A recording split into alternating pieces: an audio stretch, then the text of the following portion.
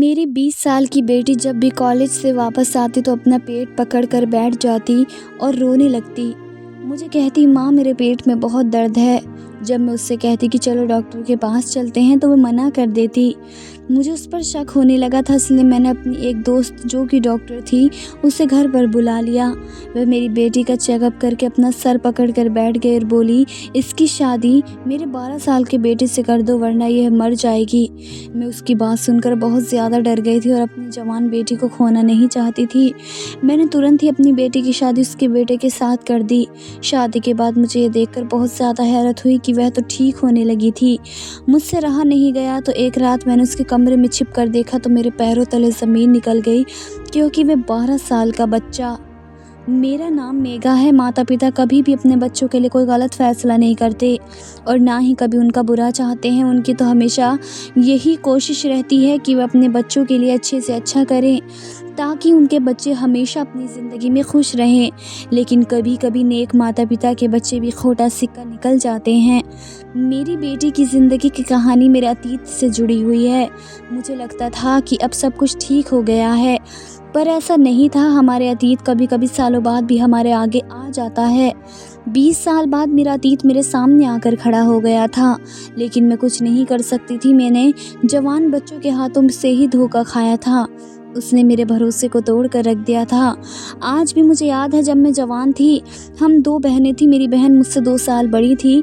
जब हमने कॉलेज जाना शुरू किया तो मेरी बहन का बर्ताव मेरे साथ बदल गया।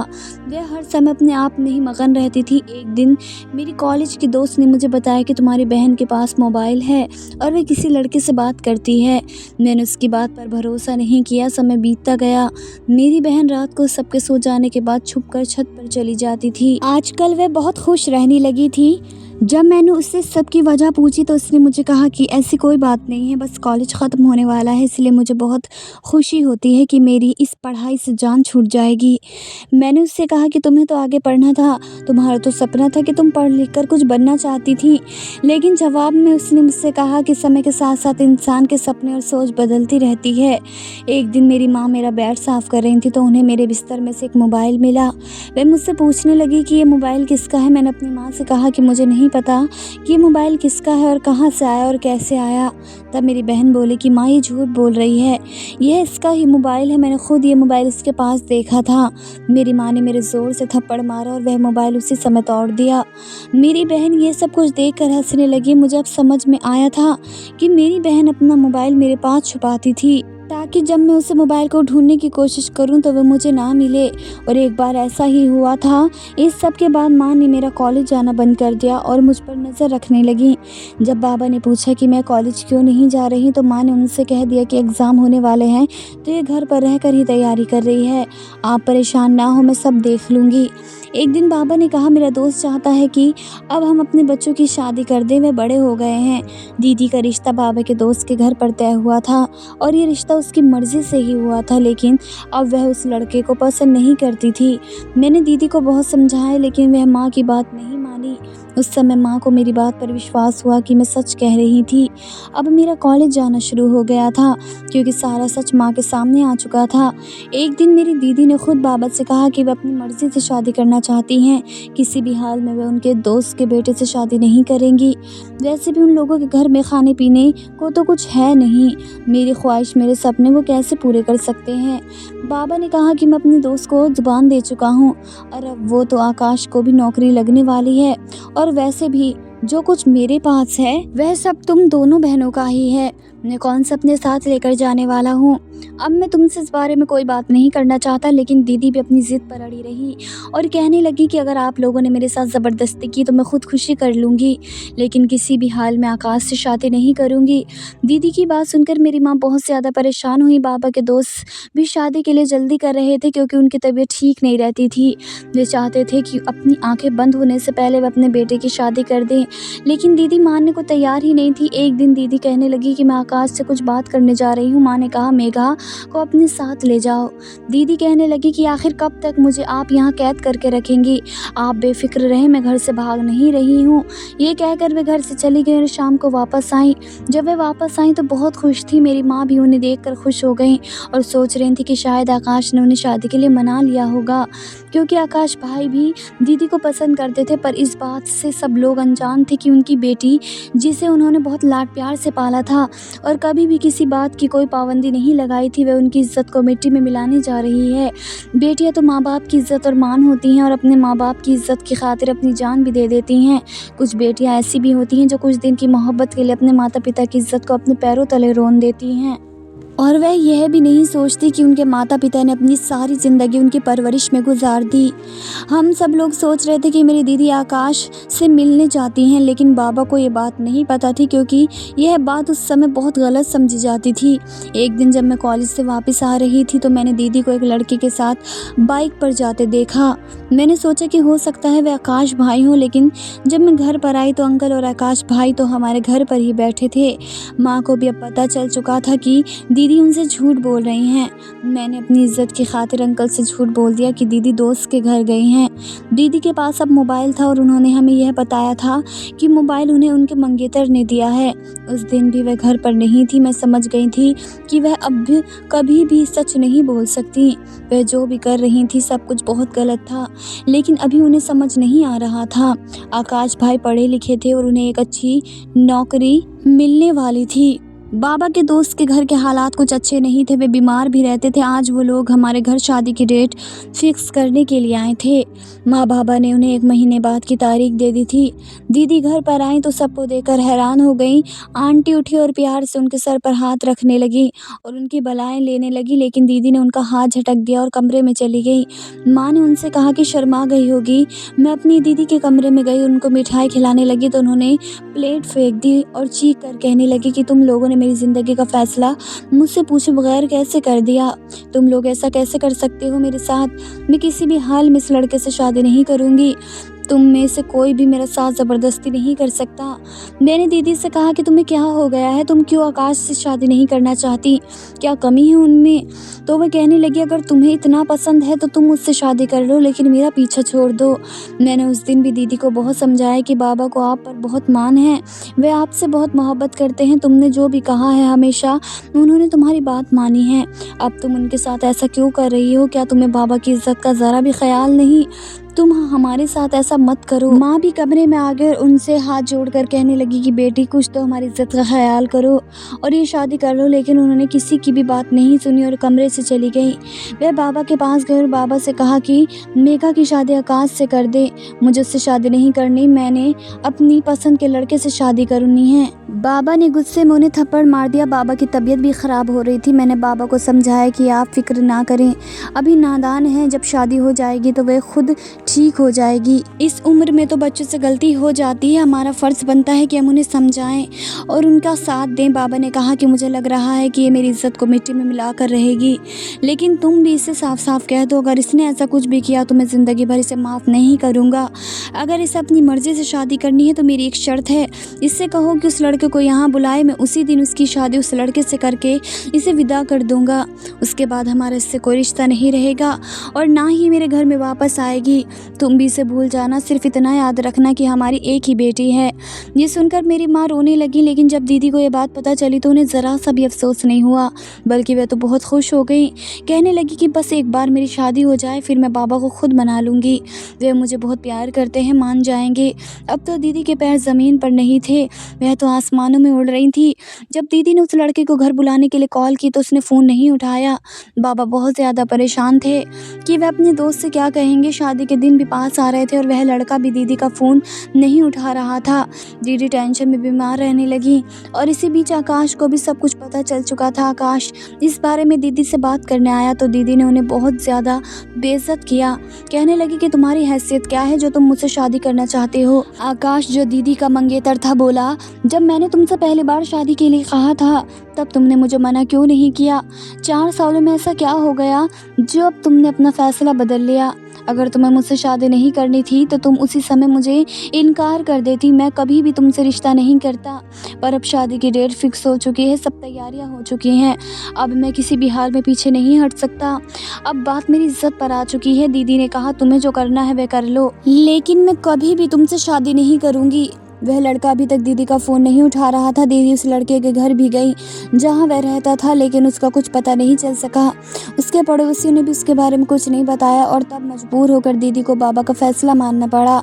बाबा ने उन्हें 10 दिन का समय दिया था, कहा था कि अगर वह इज्जत के साथ तुम्हारा रिश्ता मांगने आता है तो मैं तुम्हें उसके साथ विदा कर दूंगा, अगर नहीं आया तो तुम्हें मेरी बात माननी पड़ेगी। पर वह नहीं आया तो ना ही दीदी का फ़ोन उठाया। अब घर में शादी की शहनाइयाँ बजने लगी, सब मेहमान आने शुरू हो गए। दीदी का रो रो कर बुरा हाल था। माँ बाप ने उन्हें बहुत समझाया कि माँ बाप कभी भी अपने बच्चों के लिए कोई गलत फैसला नहीं करते। माता पिता तो हमेशा अपने बच्चों को खुश देखना चाहते हैं।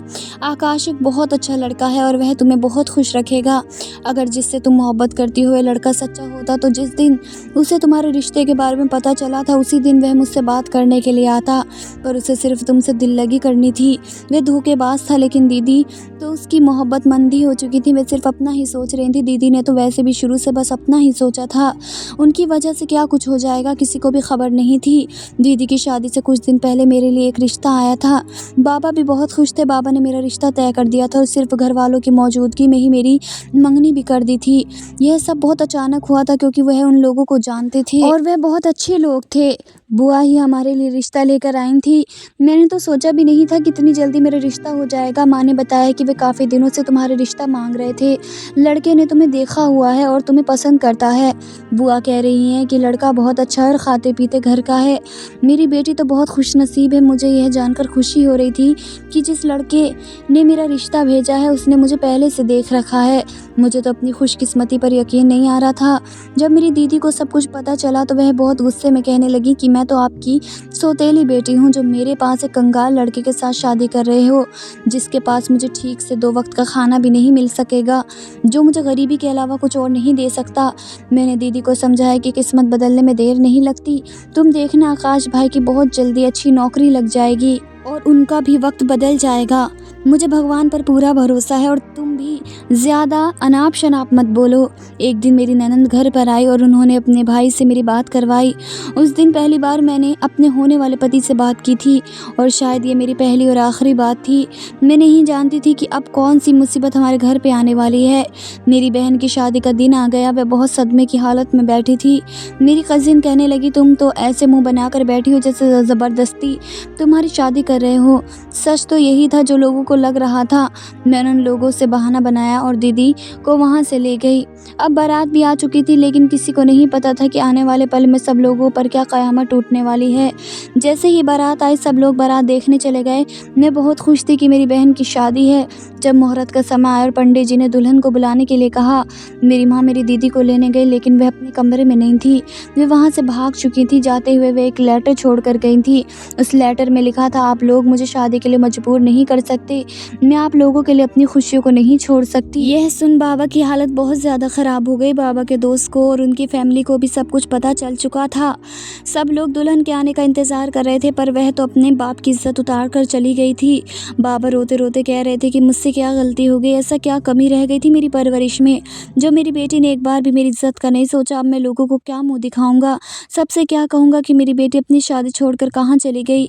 बाबा के दोस्त ने कहा कि तुम फिक्र मत करो, मेगा हमारी भी बेटी है। अगर आपकी एक बेटी हमारे घर की बहू नहीं बन सकी तो क्या हुआ, दूसरी बेटी बन सकती है। बाबा ने मेरी तरफ देखा। मुझे उनकी आंखों में एक उम्मीद दिखाई दी थी। ये सुनकर मैं अपनी माँ के गले लगकर रोने लगी। मैंने माँ से मना किया कि ऐसा नहीं करें। बाबा ने भी अपने दोस्त से कहा कि मेघा की तो मंगनी हो चुकी है, मैं उन लोगों से क्या कहूँगा। तब बाबा के दोस्त ने कहा कि मंगनी ही तो हुई है, शादी तो नहीं हुई। उनसे कह देना कि मेघा की शादी जहाँ होनी थी वहाँ हमने कर दी। इस तरह अचानक से मेरी आकाश से शादी हो गई, जिसके बारे में मैंने कभी सोचा भी नहीं था। आज वे मेरे सामने मेरा पति बनकर खड़ा था। हम लड़कियों के साथ ही हमेशा ऐसा क्यों होता है? क्यों हमें हमेशा कुर्बानी देनी पड़ती है? माँ बाप अपनी इज़्ज़त की खातिर अपने दूसरे बच्चे के सपनों को तोड़ कर रख देते हैं। मेरी बहन के किए की सज़ा मुझे मिली थी और वह खुद ना जाने कहाँ चली गई थी। किसी ने भी उसकी खबर नहीं ली थी। बाबा ने कहा था कि वह आज से हमारे लिए मर चुकी है। मेरा और इस घर से किसी भी इंसान का उस लड़की से अब कोई रिश्ता नहीं रहा। मैं अपने माता पिता की दुआओं से विदा होकर अपनी ससुराल चली गई। लेकिन अभी मेरा इम्तिहान ख़त्म नहीं हुआ था। ज़िंदगी भी उन्हीं लोगों को बार बार इम्तिहान लेती है जो पहले से बिखरे हुए हो। माँ ने मुझे समझाया था कि सब कुछ भूल कर अब तुम्हें इस रिश्ते को निभाना होगा, क्योंकि अब से वही तुम्हारा घर है। लेकिन एक लड़की का कभी अपना घर नहीं होता। यह तो हमेशा एक जगह से दूसरी जगह जाती रहती है, सारी उम्र माँ बाप के घर पर यही बात सुनती है कि पराया धन है, कल को तुम्हें अपने घर जाना है। और जब शादी हुई तो सास कह रही थी कि ये घर तुम्हारा अपना नहीं है, क्योंकि मेरे बेटे ने तुमसे मजबूरी में शादी की है। ये सब बातें मुझे मेरी सास कह रही थी। मेरा पति जो पहले मेरी बहन का मंगेतर था और उससे मोहब्बत करता था, उस दिन बहुत ज़्यादा रोया था। उससे मेरी बहन का धोखा बर्दाश्त नहीं हो रहा था। काश जब दीदी ने बार बार शादी से मना किया था तभी ये लोग रुक जाते। मेरे पति ने भी मुझे साफ साफ कह दिया था कि वह मुझे अपनी पत्नी के रूप में स्वीकार नहीं कर सकता, क्योंकि मजबूरी में बनाए गए रिश्ते कभी कामयाब नहीं होते। मुझे अभी इन सब से निकलने के लिए थोड़ा समय चाहिए। जब मैं अपने मायके जाती तो माँ मुझे समझाने लगती। बाबा भी मुझे अब और ज़्यादा मोहब्बत करने लगे थे, क्योंकि मैंने बाबा की इज़्ज़त बचाई थी। बाबा ने मुझसे कहा कि जो लड़की अपने पति का दिल जीतना जानती हैं वे कभी हार नहीं मानती। तुम भी अपने पति के दिल में अपनी जगह बनाने की कोशिश करो। जब तुम उसका दिल जीत लोगी तो वह अपना अतीत भूल जाएगा। मैं जानता हूँ मैंने तुम्हारे साथ सही नहीं किया। आकाश मेरे दोस्त का बेटा है और मैं उसको बहुत अच्छे से जानता हूँ। वह बहुत शरीफ लड़का है। अभी वह सदमे में है, उसके दिल को चोट पहुँची है। तुम देखना एक समय आएगा कि तुम मुझसे खुद कहोगे कि बाबा आपने मेरे लिए अच्छा फ़ैसला किया था। मैं बाबा के गले लगकर रोने लगी। मैं इसी कोशिश में लगी रहती थी कि अपने पति का और ससुराल वालों का दिल जीत सकूं। मेरे ससुर तो बहुत अच्छे थे और मुझे बहुत प्यार भी करते थे, लेकिन मेरी सास और मेरी ननद मुझे पसंद नहीं करती थी। ऐसा नहीं था कि मैं अपनी बहन से कम खूबसूरत थी, बस उन लोगों का गुस्सा था जो मेरी बहन ने उन लोगों के साथ किया था। वह अब अपना गुस्सा मुझ पर निकालती थी। अब मेरे पति को नौकरी मिल गई थी और कंपनी की तरफ से घर और गाड़ी भी मिली थी।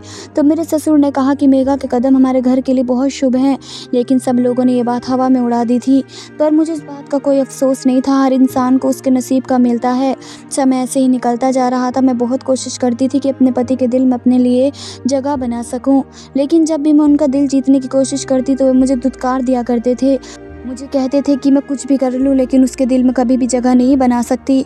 उन्होंने मुझे कहा कि वे मौका देख रहे हैं, मौका मिलते ही वे मेरे बाबा से बात करेंगे और मुझे छोड़ देंगे।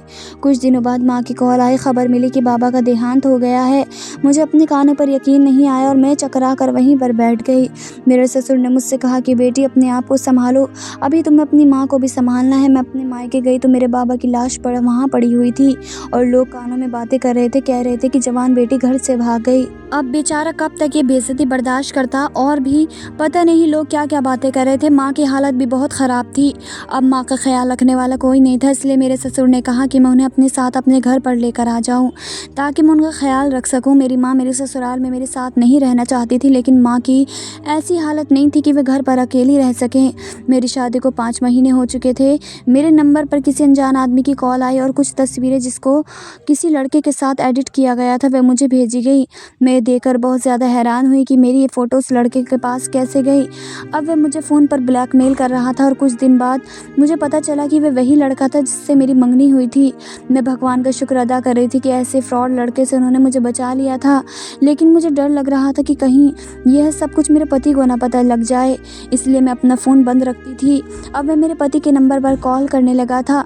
मेरे पति का बर्ताव भी मेरे साथ अच्छा हो गया था, लेकिन मैं हमेशा ऐसे डर में रहती थी कि कहीं वह लड़का ये फ़ोटो मेरे पति को ना सेंड कर दे और वे मुझे छोड़ ना दे। एक दिन मेरे पति के पास किसी की कॉल आई और वे अपना सर पकड़कर वहीं पर बैठ गए। मैंने उनसे पूछा कि क्या हुआ, तो वह कहने लगे कि तुम्हें एक बात बतानी थी, लेकिन तुम्हारे बाबा के देहांत की वजह से मैं तुमसे बात नहीं कर पाया था।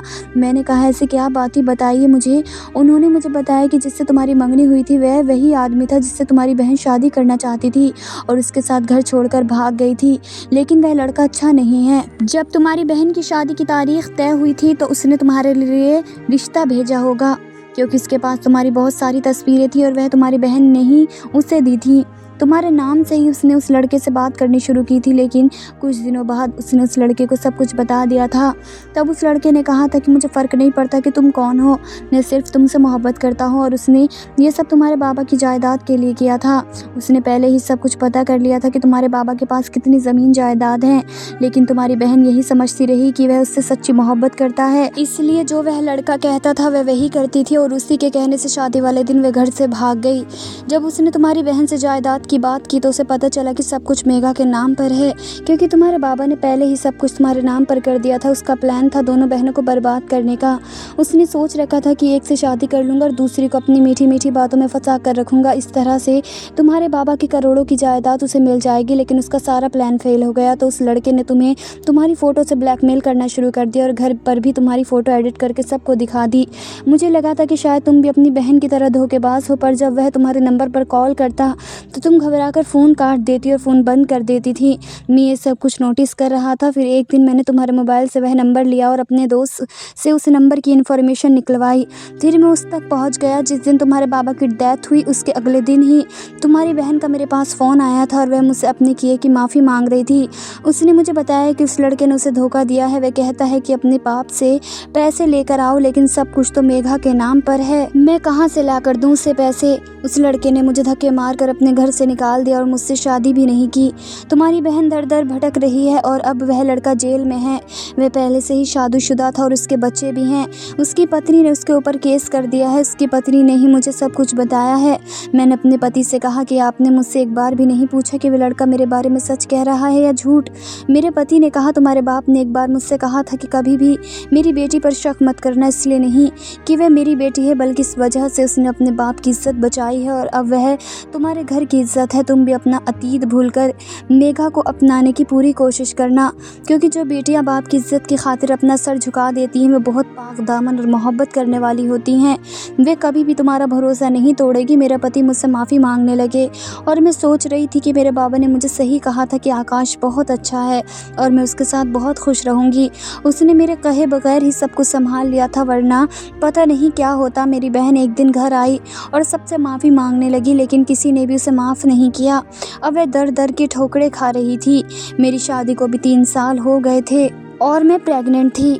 अब मेरी सास का बर्ताव भी मेरे साथ अच्छा हो गया था। वह मेरा बहुत ख्याल रखती थी। मैंने भी सब कुछ भूलकर एक नई ज़िंदगी की शुरुआत की थी। कुछ दिनों बाद ही मेरे घर में एक प्यारी सी बेटी ने जन्म लिया था। मेरा पति बहुत खुश था। ऐसे ही वक्त गुजरता गया और मेरे बच्चे स्कूल से कॉलेज जाने लगे। मेरे 4 बच्चे थे, सबसे बड़ी मेरी बेटी थी। जब मेरी बेटी पैदा हुई थी तो मेरे परिवार वाले और मैं बहुत ज़्यादा खुश थे, पर अब जैसे जैसे वह बड़ी हो रही थी वह बहुत ज़्यादा चिड़चिड़ी होने लगी थी। अपने भाइयों से भी लड़ती रहती थी और हमसे भी अच्छे से बात नहीं करती थी। पता नहीं क्यों वह मुझसे दूर होती जा रही थी। जब मैं उससे वजह पूछती तो वह कहती कि मामा आप तो मेरे पीछे पड़ी रहती हो। वह सिर्फ अपने कमरे में अकेली रहती थी, किसी से बात भी नहीं करती थी। जब एक दिन मेरी बेटी का रिश्ता आया तो हमने मना कर दिया, क्योंकि वह अभी पढ़ रही थी और अभी हमारा उसकी शादी का कोई इरादा नहीं था। लेकिन वो लोग पता नहीं कैसे थे, हमारे मना करने के बाद भी बार बार हमारे घर पर रिश्ता लेकर आने लगे। जब हमने उनकी बात नहीं मानी तो वो धमकियों पर उतर आए। मेरे पति ने उन लोगों की छानबीन करवाई तो मेरे पैरों तले ज़मीन निकल गई। इतने सालों बाद आज मेरा अतीत मेरे सामने आकर खड़ा हो गया था।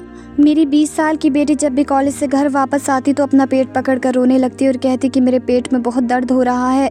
जब मैं उससे कहती कि बेटा चलो डॉक्टर के चलते हैं तो वो मना कर देती। इसलिए मैंने सोचा कि मेरी एक दोस्त जो कि डॉक्टर थी उसे घर बुलाकर चेकअप करवा लेती हूँ। जब मेरी दोस्त ने उसका चेकअप किया तो वह सर पकड़ कर बैठ गई और मुझे कहने लगी आपके बेटे की शादी आज ही मेरे 12 साल के बेटे के साथ कर दो, वरना ये मर जाएगी। मैं बहुत ज़्यादा डर गई थी। मैं अपनी बेटी को खोना नहीं चाहती थी, इसलिए उसकी शादी उसी दिन कर दी। मुझे ये बात बहुत हैरान कर रही थी कि शादी के बाद सही होने लगी थी। मैं जानना चाहती थी कि आखिर यह क्या माजरा है, आखिर ये राज क्या है। इसलिए मजबूर होकर एक दिन मैंने अपनी बेटी के कमरे में चुपके से झांका तो वहाँ कोई 12 साल का लड़का नहीं था, बल्कि वही लड़का था जो मेरी बेटी का रिश्ता लेकर आया था और वह उसी का बेटा था जिसने मेरी बहन को धोखा दिया था और उसके साथ साथ मेरी भी ज़िंदगी बर्बाद करने की कोशिश की थी। मेरे पति ने मुझे समझाया था कि अपने दोस्त की बातों में मत आओ, हमारी बेटी को कुछ नहीं हुआ है, वे बिल्कुल ठीक हो जाएगी, लेकिन मैं नहीं मानी थी। जिस पर भी मैंने भरोसा किया उसने ही मेरे भरोसे को तोड़ कर रख दिया। मेरी दोस्त के साथ साथ मेरी बेटी ने भी मुझे धोखा दिया था। मुझे देखते ही मेरी बेटी के चेहरे का रंग उड़ गया और कहने लगी, मामा मैं विनय से बहुत प्यार करती हूँ, इसलिए मैंने ये सब कुछ नाटक किया, आप मुझे माफ़ कर दें। मैंने उससे कहा कि तुम बिल्कुल अपनी मासी पर गई हो। उसने भी ऐसे ही अपने माँ बाप को धोखा दिया और भाग गई थी। और इस लड़के का बाप तो ऐसा नाग है जो कभी भी डसना नहीं भूलता। मेरे पति को जब ये सब कुछ पता चला तो उन्होंने हमारी बेटी को घर से निकाल दिया। मेरी बेटी ने मुझसे कहा कि अगर आपको आपका प्यार नहीं मिला तो आप मुझसे मेरा प्यार क्यों छीनना चाहती हैं। मासी बिल्कुल सही कहती हैं कि आप दूसरों का हक छीन लेती हैं। मेरे पति ने उसे ज़ोर से थप्पड़ मारा और उन दोनों को घर से निकाल दिया। उस दिन मैं बहुत ज़्यादा रोई थी। मेरी बहन ने मेरे हंसते खेलते घर को उजाड़ दिया था। मेरी बहन चाहती थी कि मैं अपने पति को छोड़ दूँ और वह उससे शादी कर ले, क्योंकि अब आकाश के हालात बहुत ज़्यादा बदल चुके थे। अब आकाश के पास गाड़ी बंगला सब कुछ था और इसी वजह से मेरी बहन ने पहले आकाश से शादी करने के लिए मना किया था, लेकिन आज वह सब कुछ आकाश के पास था। पर ये सब कुछ तो नसीबों का खेल होता है। जब मेरी माँ ने उसे समझाया था तो वह ये बात नहीं समझी थी। एक दिन मेरी बहन का एक्सीडेंट हो गया और वह अपने हाथ पैरों से लाचार हो गई। मेरा पति मुझसे बहुत प्यार करते थे, वरना पता नहीं मेरा क्या होता। मैंने अपनी बेटी को भी समझाने की बहुत कोशिश की थी कि ये लड़का तुम्हारे लायक नहीं है, और जब हमने उससे रिश्ते से मना कर दिया तो उन दोनों ने मिलकर ये प्लान बनाया और पेट के दर्द का नाटक करके मुझे बेवकूफ़ बनाया। मैं ये भूल गई थी कि माता पिता अपने बच्चों के लिए कभी भी बुरा नहीं सोचते। अभी मेरी बेटी रोती हुई मेरे घर पर आई और मुझसे माफ़ी मांगने लगी, कहने लगी कि मामा मैं भटक गई थी, मासी ने मुझे आपके ख़िलाफ़ कर दिया था, लेकिन मुझे अब सब कुछ पता चल गया है कि उन्होंने आपके बारे में जो कुछ भी कहा था वह सब कुछ गलत था।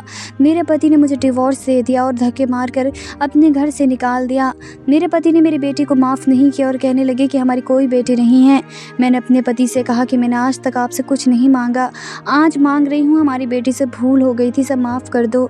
मैं शादी करके ही उस घर से गई थी। औलाद तो कितनी भी बड़ी गलती कर ले, लेकिन माँ बाप के लिए तो वह प्यारी ही होती है।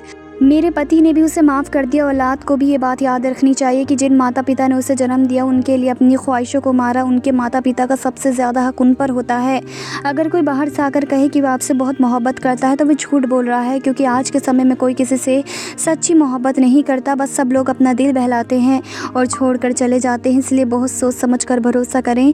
दोस्तों, उम्मीद करती हूँ आपको हमारी कहानी पसंद आई होगी। कहानी पसंद आई तो वीडियो को लाइक करें, चैनल पर नए हैं तो चैनल को सब्सक्राइब करें और हाँ, नोटिफिकेशन बेल को ज़रूर दबाएं ताकि अगली अपडेट सबसे पहले आपको मिले। धन्यवाद दोस्तों।